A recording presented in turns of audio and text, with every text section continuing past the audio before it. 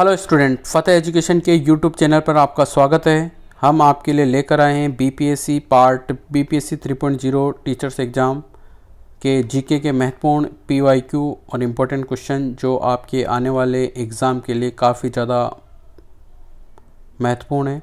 तो शुरू करते हैं। क्वेश्चन नंबर 1, निम्नलिखित में से कौन सुमेलित नहीं है। तो साथियों, यहाँ पर एक तरफ दर्रों के नाम दे रखे हैं और दूसरी तरफ राज्यों के नाम दे रखे हैं। कौन सा दर्रा किस राज्य में स्थित है और इनमें हमको ये पता करना है कि कौन सुमेलित नहीं है। तो शीप किला दर्रा हिमाचल में सुमेलित है। लिपुलेख दर्रा उत्तर प्रदेश में है। साथियों, ये उत्तराखंड के अंदर है। नाथुला दर्रा सिक्किम के अंदर है, ये राइट है। जोजिला दर्रा कश्मीर में नहीं है साथियों, ये लद्दाख के अंदर है। तो पहले कश्मीर और लद्दाख एक ही स्टेट हुआ करता था, अब लद्दाख अलग हो गया है और कश्मीर अलग हो गया है। तो ऑप्शन नंबर 4 और ऑप्शन नंबर 2 ये दोनों सुमेलित नहीं है। आप ये राइट कर लें, बहुत इंपॉर्टेंट क्वेश्चन है। नेक्स्ट, कुछ दर्रे और राज्यों के नाम दे रखे हैं जो एक बार अपन कैरी ऑन कर लेते हैं, आपके लिए इम्पोर्टेंट है कुछ। तो इसके अंदर काराकोरम दर्रा, जोजिला दर्रा, चांगला दर्रा लद्दाख के अंदर, पीर पंजाल, बनियाल जम्मू कश्मीर के अंदर, शीप किला दर्रा इम्पोर्टेंट है, रोहतांग, बड़ा लाचा ये हिमाचल प्रदेश के इम्पोर्टेंट दर्रे हैं, मोलिंगला, माना, नीति, लिपुलेख ये उत्तराखंड के महत्वपूर्ण दर्रे हैं, नाथुला और जेलेप्पा ये सिक्किम के महत्वपूर्ण है, ये आपके ज़्यादा इम्पोर्टेंट है। और बॉमडिला, यांगयाप और दिफू ये अरुणाचल प्रदेश के महत्वपूर्ण है। और थालघाट और बोरघाट ये महाराष्ट्र के इम्पोर्टेंट दर्रे हैं, ये इम्पोर्टेंट है। आपको एग्जाम में पूछा जा सकता है कि थालघाट दर्रा कौन से राज्य में स्थित है, बोरघाट कहाँ है। और सबसे लास्ट में पालघाट दर्रा केरला में स्थित है। तो कुछ इम्पोर्टेंट दर्रे जो आपको मैंने इस टेबल के अंदर बताए हैं वो आपको ध्यान में रखना है, इनसे क्वेश्चन आपके आ सकता है। नेक्स्ट, क्वेश्चन नंबर 2, महाराष्ट्र तथा कर्नाटक में पश्चिम घाट कहलाते हैं। तो महाराष्ट्र तथा कर्नाटक में पश्चिम घाट, पहला नीलगिरी पर्वत, दूसरा सह्याद्री, तीसरा दक्कन पठार, चौथा इनमें से कौन है। तो ये बीपीएससी 2000 के अंदर पूछा गया क्वेश्चन है, आपके लिए इम्पोर्टेंट है। तो महाराष्ट्र और कर्नाटक में पश्चिमी घाट को सह्याद्री कहते हैं। नेक्स्ट, पश्चिमी घाट महाराष्ट्र, गोवा, कर्नाटक में सह्याद्री के नाम से जाना जाता है। क्वेश्चन नंबर 3, निम्नलिखित किस पहाड़ी पर पूर्वी घाट पश्चिमी घाट से मिलता है। पालनी पहाड़ी पर, अनीमुडी पहाड़ी पर, नीलगिरी पहाड़ी पर, शेवरॉय की पहाड़ी पर। ये इंपॉर्टेंट क्वेश्चन है, 2 बीपीएससी 2016 के अंदर पूछा गया है। तो इसका जो राइट आंसर है वो है नीलगिरी पहाड़ी पर। इसे ब्लू माउंटेन भी कहते हैं और इसकी जो सबसे ऊंची चोटी होती है उसे अपन डोडा बेटा कहते हैं। ये इंपॉर्टेंट है, आप नोट डाउन कर लें।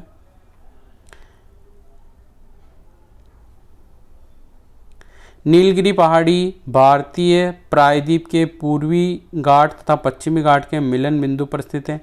नीलगिरी पहाड़ी को ब्लू माउंटेन भी कहा जाता है और इसकी जो सर्वाधिक ऊंची चोटी है उसे डोडा बेटा कहते हैं और इसकी जो ऊंचाई है 2337 मीटर है। नेक्स्ट,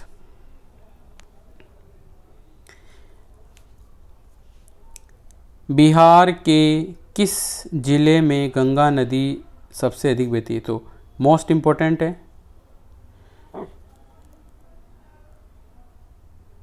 तो यहाँ ये पूछा गया है कि बिहार के किस ज़िले में गंगा नदी की सबसे लंबाई सबसे ज़्यादा है। भागलपुर में, कटिहार में, पटना में, बेगूसराय में। तो इसका जो राइट आंसर है वो है पटना। पटना में ये 99 किलोमीटर है जबकि बेगूसराय में ये 97 किमी है। बीपीएससी 2019 में पूछा गया इंपॉर्टेंट प्रश्न है, आपके आने वाले एग्जाम में पूछा जा सकता है। नेक्स्ट, गंगा नदी बिहार के 12 जिलों से होकर गुजरती है। ये भी बीपीएससी में पूछा गया है साथियों, आप नोट डाउन कर लें कि गंगा नदी बिहार के कितने ज़िलों से होकर गुजरती है। तो 12 ज़िलों से होकर गुजरती है और गंगा की सर्वाधिक लंबाई पटना में 99 किमी तथा भागलपुर में यह 97 किमी है। यहाँ मैंने बेगूसराय बता दिया होगा, तो ये भागलपुर के अंदर अपने 97 किलोमीटर ध्यान में रखना है आपको, और ये पटना के अंदर आपको 99 किमी लंबाई ध्यान में रखनी है। नेक्स्ट, तो फतेह एजुकेशन के तरफ से फतेह एजुकेशन के ऐप पर आपको तैयारी करने के लिए नाम मात्र शुल्क में इंटरनेट हैंडलिंग चार्ज पर आपको तैयारी कराई जा रही है। जीके जीएस का पार्ट मात्र 5 रुपये में आपके लिए उपलब्ध है। आप इसे ज्वाइन करके अपनी जो तैयारी है उसे परख सकते हैं। ये टेस्ट सीरीज एनसीईआरटी बेस्ड है और पीवाईक्यू पर आधारित है। जो बीपीएससी में पुराने पेपर्स हुए हैं उनके आधार पर बनाई गई है। आप अपनी तैयारी को परखें और आने वाले एग्ज़ाम में सक्सेस हुए। दूसरा हमारा जो कोर्स चल रहा है वो साइंस के विद्यार्थियों के लिए 6 से 8 के लिए है। टेस्ट सीरीज है जो नाम मात्र इंटरनेट हैंडलिंग चार्ज के लिए है। एनसीईआरटी बेस्ड है, बीपीएससी के प्रीवियस ईयर में पूछे गए क्वेश्चनों पर आधारित है और इम्पोर्टेंट क्वेश्चन का समावेश है। इसको भी आप ज्वाइन कर सकते हैं। हमारे प्लेटफॉर्म फतेह एजुकेशन ऐप को डाउनलोड करें और अपनी तैयारी को परखें और आने वाले एग्ज़ाम में सक्सेस प्राप्त करें। नेक्स्ट जो हमारा इम्पोर्टेंट क्वेश्चन है वो बीपीएससी 2000 में पूछा गया है कि रेगर किसका नाम है। तो यहाँ साथियों रेगड़ भी होता है इसका नाम और रेगूर भी होता है। ये एक मिट्टी है। तो रेगूर मिट्टी किसका नाम है, तो लाल मिट्टी का, काली मिट्टी का, जलोढ़ का, लेटेराइट का। तो इसका जो राइट आंसर है वो सेकंड है, काली मिट्टी।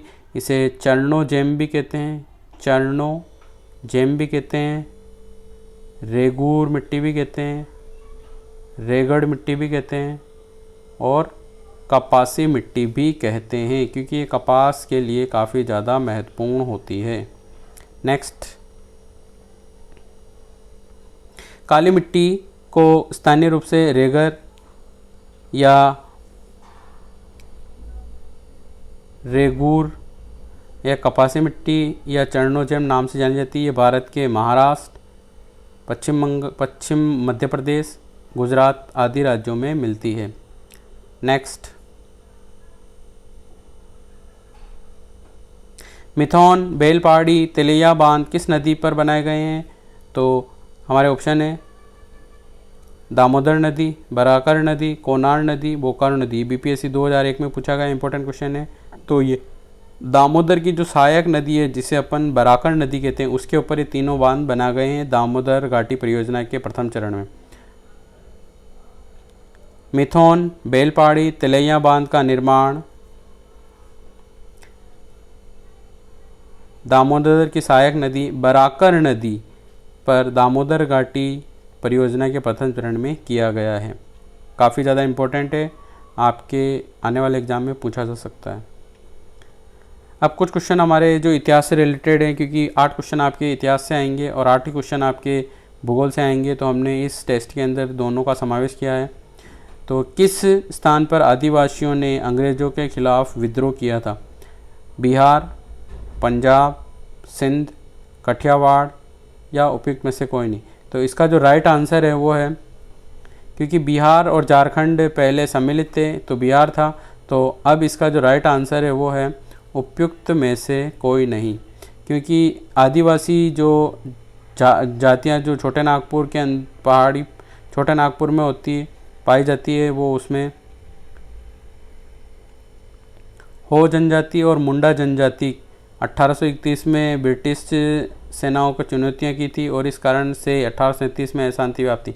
छोटा नागपुर का क्षेत्र 2000 से बिहार से अलग होकर झारखंड में शामिल है, इसलिए इसका जो आंसर है वो उपयुक्त में से कोई नहीं है। नेक्स्ट, संथाल विद्रोह का नेतृत्व किसने किया था। तो पहला ऑप्शन है सिद्धू कान्हा, भैरव चांद, सी ए और बी, और चौथा है उपयुक्त में से। तो संथाल विद्रोह का नेतृत्व सिद्धू कान्हा, भैरव चांद दोनों ने किया था। तो ए और बी दोनों इसके राइट आंसर है। तो सिद्धू कान्हा, भैरव चांद ये चारों आपस में भाई हैं इन्होंने संथाल विद्रोह का नेतृत्व किया था।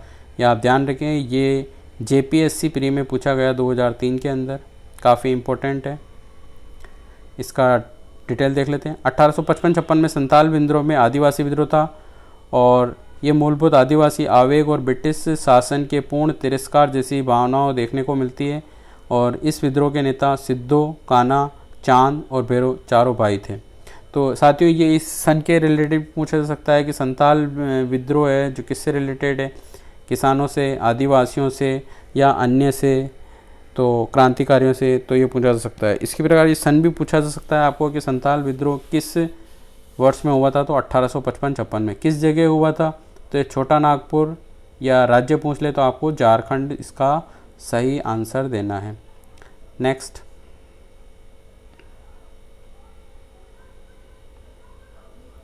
भारतीय राजनीति में 1949 के बाद किस महिला ने सर्वाधिक योगदान दिया था। BPSC 1997 में पूछा गया प्रश्न है। पहला इसका जो ऑप्शन है, अरुणा आसफ अली, कमला रानी सिंह, तारकेश्वरी सिन्हा, राबड़ी देवी। तो इसका जो राइट आंसर है वो है अरुणा आसफ अली ने सर्वाधिक योगदान दिया था 1949 की भारतीय राजनीति में। इम्पोर्टेंट है।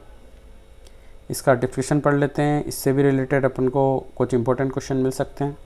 तो अरुणा आसफ अली राष्ट्रवादी मुसलमान स्वतंत्रता सेनानी, मूल नाम अरुणा गांगुली है। 1942 के भारत छोड़ो आंदोलन में वे स्वयं सुचेता कृपलानी भूमिगत आंदोलन की दो प्रमुख महिला संगठन करता है। तो भारत छोड़ो आंदोलन के अंदर अरुणा आसफ अली ने किस महिला के साथ भाग लिया था, तो सुचेता कृपलानी इसका आंसर हो जाएगा। तो एक क्वेश्चन यहाँ से बनता है। दूसरा, अरुणा आसफ अली ने भारतीय राजनीति में 1949 के बाद सर्वाधिक योगदान दिया। 1950 में वह कम्युनिस्ट पार्टी ऑफ इंडिया से जुड़ गई। कम्युनिस्ट पार्टी की महिला wing national federation of Indian womens के गठन में महत्वपूर्ण भूमिका थी और 1958 में वे दिल्ली की मेयर चुनी गई। तो अरुणा आसफ अली दिल्ली की मेयर कब चुनी गई, 1958, ये भी आपको ध्यान रखना है। उन्होंने पेट्रियट समाचार पत्र और लिंक नामक पत्रिका का प्रकाशन किया। तो दो चीज़ें आपको और ध्यान रखनी कि पेट्रियट समाचार पत्र का प्रकाशन और लिंक पत्रिका का प्रकाशन अरुणा आसफ अली द्वारा किया गया। तो 3-4 क्वेश्चन इससे रिलेटेड बनते हैं जो आने वाले एग्जाम के लिए काफ़ी ज़्यादा इम्पोर्टेंट है। नेक्स्ट क्वेश्चन, हम बहुत बड़ी भूल करेंगे यदि हम बिहार की जनता और उनके मंत्रिमंडल को लीग के नेताओं के हिंसक व असभ्य आक्रमणों के आगे आरक्षित छोड़ देंगे। वर्ष 1946 में यह बात किसने की थी। ये BPSC 1997 में पूछा गया क्वेश्चन है। तो पहला ऑप्शन है महात्मा गांधी, दूसरा जवाहरलाल नेहरू, तीसरा राजेंद्र प्रसाद और चौथा सरदार पटेल।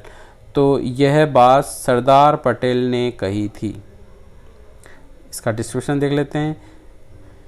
सरदार पटेल ने वर्ष 1946 में बिहार के मुस्लिम लीग द्वारा कराए गए दंगों के संदर्भ में यह कहा था। नेक्स्ट, इम्पोर्टेंट, ये आपके लिए काफ़ी ज़्यादा इम्पोर्टेंट ये क्वेश्चन। किसने 1921 में पहली बार पूर्ण स्वतंत्रता की मांग की थी, आने वाले एग्जाम में पूछा सकता है। मौलाना मोहम्मद अली, पंडित जवाहरलाल नेहरू, महात्मा गांधी, मौलाना हसरत मोहन। तो 1921 के कांग्रेस अधिवेशन हुआ था जिसके अंदर हकीम अजमल खान ने अध्यक्षता की थी। तो उसके अंदर मौलाना हसरत मोहानी ने पूर्ण स्वतंत्रता की मांग की थी जिसे गांधी जी ने नहीं माना था। तो इसका डिस्क्रिप्शन देख लेते हैं। 1921 में अहमदाबाद के कांग्रेस अधिवेशन की अध्यक्षता हकीम अजमल खान ने की और इस अधिवेशन में मौलाना हसरत मोहानी ने पूर्ण स्वतंत्रता की मांग की, किंतु महात्मा गांधी इस मांग के पक्ष में नहीं थे। नेक्स्ट,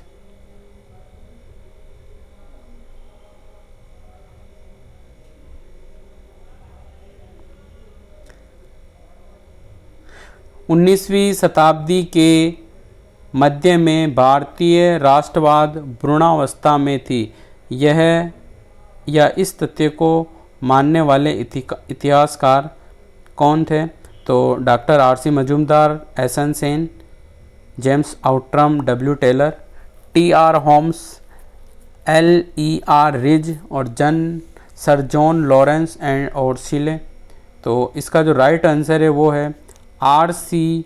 मजूमदार और डॉक्टर एस.एन. सेन ने माना था कि 19वीं शताब्दी के मध्य में भारतीय राष्ट्रवाद भ्रूणावस्था में थी। नेक्स्ट, तो साथियों हमारे प्लेटफॉर्म फतेह एजुकेशन के ऐप के ऊपर पार्ट बी और साइंस 6 to 8 और पार्ट बी 1 से 12 के लिए बीपीएससी एग्ज़ाम की तैयारी करवाई जा रही है, जो नाम मात्र इंटरनेट हेडलिंग चार्ज के 5 रुपये में आपको उपलब्ध है। आप अपनी तैयारी को परखें और महत्वपूर्ण और इम्पोर्टेंट और PYQ का समावेश इसमें किया गया है, जो NCERT बेस्ड है, आपके लिए काफ़ी ज़्यादा महत्वपूर्ण रहेगी। नाम मात्र के शुल्क में उपलब्ध है, आप इसे ज्वाइन करें और अपनी तैयारी को परखें। नेक्स्ट इम्पोर्टेंट हमारा क्वेश्चन है, झंडा गीत किसने लिखा? रविंद्रनाथ टैगोर, बंकिम चंद्र चटर्जी, मैथिली शरण गुप्त और श्यामलाल पार्षद। तो ये बीपीएससी 2003 में, तो झंडा गीत श्यामलाल पार्षद ने लिखा था। विजय विश्व तिरंगा प्यारा जिसे अपन कहते हैं, तो झंडा गीत जिसे विजय विश्व तिरंगा प्यारा झंडा ऊंचा रहे हमारा, इस रचना का श्रेय श्यामलाल पार्षद को प्राप्त है। नेक्स्ट क्वेश्चन, भारत के विभाजन का बाल्कन प्लान उपज था? किस व्यक्ति की उपज था बाल्कन प्लान? तो डब्ल्यू. चर्चिल के मस्तिष्क का, M.A. जिन्ना के मस्तिष्क का, लॉर्ड माउंटबेटन और B.P. मेनन। तो इसका जो राइट आंसर है वो लॉर्ड माउंटबेटन। अब इस क्वेश्चन को आपको ट्रिक से याद करना हो तो Balkan plan date is B और B डेट इज बेटन। तो बेटन जहाँ आ जाए उसी ने ही बाल्कन प्लान अपनी उपज बताया था, तो लॉर्ड माउंटबेटन ने मस्तिष्क बाल्कन प्लान उसी का ही उपज था। नेक्स्ट, तो 24 से 6 मई 1947 के बीच भारतीय नेताओं के साथ 133 साक्षात्कारों की तीव्र श्रृंखला के बाद माउंटबेटन ने तय किया था कि कैबिनेट मिशन की रूपरेखा अव्यवहारिक हो चुकी है। तब उन्होंने एक वैकल्पिक योजना बनाई जिसे बाल्कन प्लान गुप्त नाम दिया। नेक्स्ट, ये UPBO 2019 में पूछा गया है। निम्नलिखित नेताओं में से किसने कहा मैं तो एक भारतीय नगाड़ा हूँ जिसका कार्य सोते हुए को जगाना है ताकि वे अपनी मातृभूमि के लिए आगे जागे और कार्यरत हो सके? तो इसका ऑप्शन है बाल गंगाधर तिलक, महात्मा गांधी, सरोजिनी नायडू और एनी बेसेंट। तो इसका जो राइट आंसर है वो एनी बेसेंट, जिसने कहा था कि मैं तो एक भारतीय नगाड़ा हूँ जिसका कार्य सोते हुए को जगाना है ताकि वे अपनी मातृभूमि के लिए जागें और कार्यरत हो सकें। इम्पोर्टेंट क्वेश्चन है, बीपीएससी में पूछा जा सकता।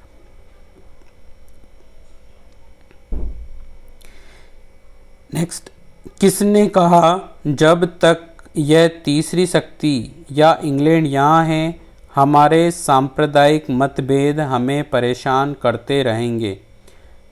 पहला, डॉक्टर राजेंद्र प्रसाद, मौलाना अब्दुल कलाम, जवाहरलाल नेहरू, विनायक दामोदर सावरकर और उपयुक्त में से कौन? तो इसका जो राइट आंसर है वो है महात्मा गांधी, जिन्होंने फिशर को दिए इंटरव्यू में कहा था कि जब तक इंग्लैंड यहाँ है हम सांप्रदायिक मतभेद से परेशान, हमारे सांप्रदायिक मतभेद हमें परेशान करते हैं। तो महात्मा गांधी के द्वारा ये कथन कहा गया था फिशर को दिए इंटरव्यू के अंदर। ये इंपॉर्टेंट क्वेश्चन है, आने वाले बीपीएससी एग्जाम के लिए काफ़ी ज़्यादा महत्वपूर्ण, कि गांधी जी से रिलेटेड क्वेश्चन पूछे गए हैं बीपीएससी पॉइंट 1 में, 1.0 में और 2.0 में। तो इसके उपयुक्त कथन महात्मा गांधी का है और इन्होंने लुई फिशर को दिए साक्षात्कार में कही थी। नेक्स्ट हमारा जो इम्पोर्टेंट क्वेश्चन है, देशेर कथा पुस्तक किसने लिखी थी। तो साथियों 2 बीपीएससी 2.0 के लिए भी काफ़ी ज़्यादा क्वेश्चन जो इनसे रिलेटेड आए हुए हैं। एक पुस्तक का नाम पूछा गया था, तो ये पुस्तक भी आ सकती है आपके। देशेर कथा पुस्तक किसने लिखी, तो सखाराम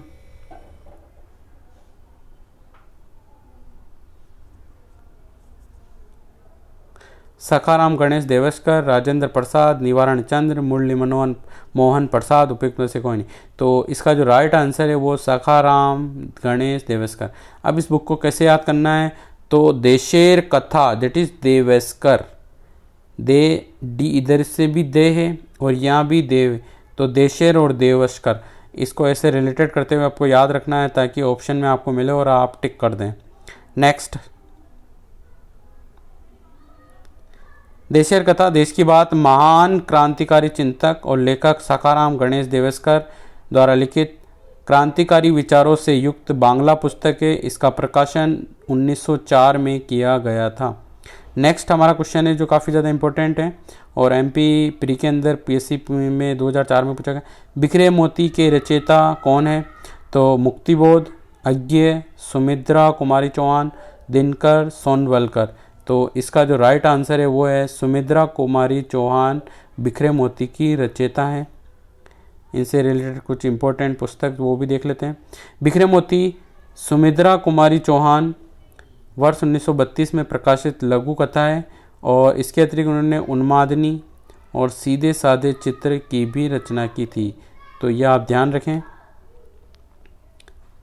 नेक्स्ट, तो साथियों आपको ये क्वेश्चन कैसे लगे, हमने काफ़ी मेहनत के साथ इन क्वेश्चंस को सेलेक्ट किया है और आने वाले बीपीएससी 3.0 में पूछे जा सकते हैं। साथ ही साथ हमारे प्लेटफॉर्म फतेह एजुकेशन ऐप पर आप अपनी तैयारी पूरी करने के लिए नाम मात्र के शुल्क में जो पार्ट बी है मात्र 5 रुपये के अंदर उपलब्ध है। आप अपनी जानकारी और नॉलेज को परखें और टेस्ट सीरीज़ लगाएं, टेस्ट सीरीज़ ज्वाइन करें।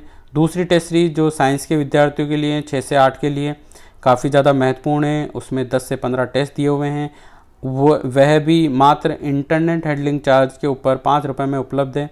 आप उसे ज्वाइन करें और फतेह एजुकेशन यूट्यूब चैनल को लाइक शेयर सब्सक्राइब करें। जय हिंद, जय भारत।